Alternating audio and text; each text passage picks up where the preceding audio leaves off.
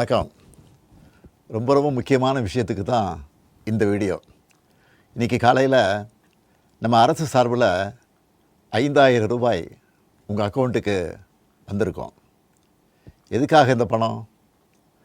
நாங்கள் ஆட்சி பொறுப்பேற்றப்போ கொரோனா உச்சத்தில் இருந்துச்சு. அதை சமாளித்து மக்களின் உயிரை காத்தது மட்டும் இல்லை, அவங்க வாழ்வாதாரத்தை காக்க 4,000 ரூபாய் நிவாரணத் தொகையையும் வழங்கணும். சென்ற ஆட்சி விட்டுட்டு போன கடுமையான நிதி நெருக்கடியை சமாளித்து ஆட்சிக்கு வந்ததுமே பல திட்டங்களை நிறைவேற்றணும். நம்ம ஆட்சிக்கு வர்றதுக்கு முன்னே மாதம் 1,000 ரூபாய் உரிமைத் தொகை வழங்கப்படும்னு அறிவித்தேன். அப்போது இது சாத்தியமே இல்லைன்னு சிலர் சொன்னாங்க.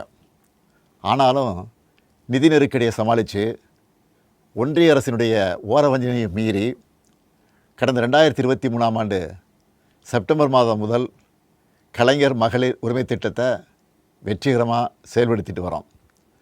முதல்ல 1,13,00,000 மகளிருக்கு பயனளித்த இந்த திட்டம் அண்மையில் அது விரிவுபடுத்தப்பட்டு இப்போ 1,31,00,000 குடும்பத் தலைவிகள் பயன்பெற்று வராங்க. இது வெறும் நிதி உதவி இல்லை, சமூகத்தில் பெண்கள் ஆற்றும் பங்களிப்பை அங்கீகரிப்பதற்காக கொடுக்கப்படுகிற உரிமை தொகை. இந்த தொகையை வச்சு அன்றாட வீட்டு செலவுகள், குடும்பத்தில் ஏற்படும் மருத்துவ செலவுகள், குழந்தைகளுக்கான கல்வி செலவுகள் என பல அத்தியாவசிய செலவுகளை மகளிர் தாங்களே நிறைவு செய்ய இந்த திட்டம் வழிவகுத்துச்சு.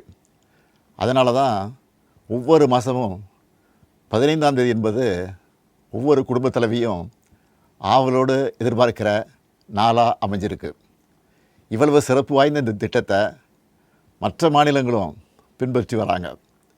இந்த உரிமை தொகையை மேம்படுத்தணும்னு நாம் செயல்பட்டு வந்தால் அதுக்கு எதிராக டெல்லியில் இருக்கக்கூடிய ஒரு கூட்டமும், தமிழ்நாட்டில் அவங்களுக்கு அடிமையாக இருக்கக்கூடிய இன்னொரு கூட்டமும் எதிர்வரும் சட்டமன்ற தேர்தலை காரணம் காட்டி அடுத்த 3 மாதத்துக்கு இந்த மகளிர் உரிமை தொகையை நிறுத்த சூழ்ச்சி செய்கிறதா தகவல் வருது.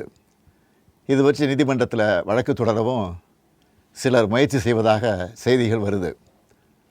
1,31,00,000 மகளிர் உழைப்பை அங்கீகரிக்கிற இந்த திட்டத்தை 3 மாதம் நிறுத்தி வச்சா நீங்கள் எவ்வளவு சிரமங்களுக்கு ஆளாவீங்கன்னு உங்கள் வீட்டில் ஒருத்தனாக இருக்கக்கூடிய எனக்கு நல்லா தெரியும்.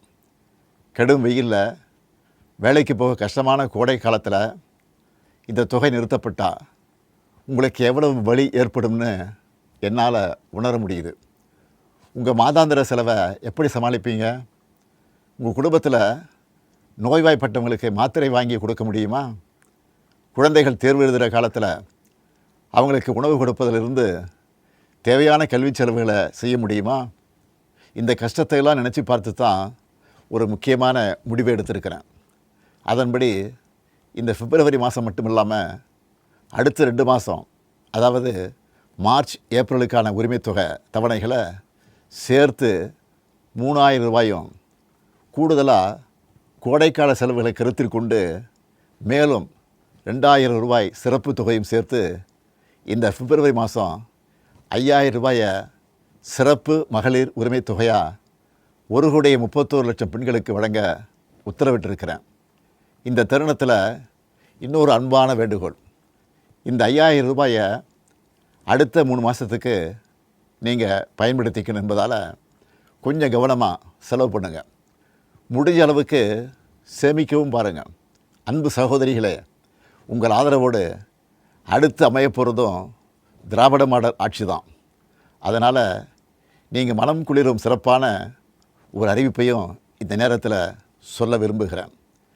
அடுத்த திராவிட மாடல் 2.0 ஆட்சி காலத்தில் உங்களுடைய உரிமை தொகை 2,000 ரூபாயாக உயர்த்தி வழங்கப்படும்.